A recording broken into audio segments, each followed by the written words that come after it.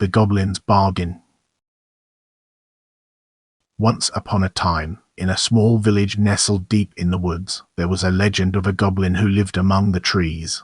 The villagers whispered tales of the creature's cunning and trickery, warning their children never to stray too far into the forest lest they encounter the goblin and fall prey to its twisted games.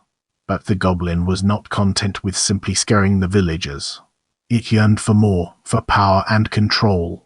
And so, it waited patiently until one day, a young girl happened upon its path.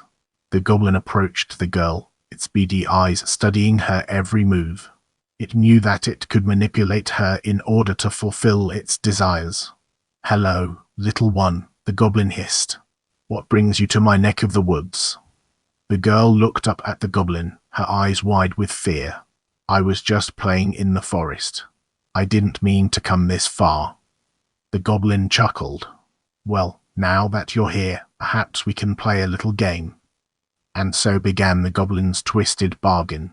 It promised the girl everything she could ever want, in exchange for her soul. The girl, entranced by the goblin's promises, agreed to the deal. And with a wicked grin, the goblin disappeared into the trees, leaving the girl alone with her newfound powers. But soon, the girl realized the price she had paid for her desires. The villagers looked upon her with fear and disgust, and she knew that she could never return to her former life. As the years passed, the girl grew more and more isolated, consumed by the darkness that had taken hold of her soul. And as she sat alone in the forest, surrounded by the trees that had once been her only friends, she realized the true cost of her bargain with the goblin. For the rest of her days, she wandered the woods, haunted by the creature that had promised her so much and left her with nothing but the despair of her own twisted desires.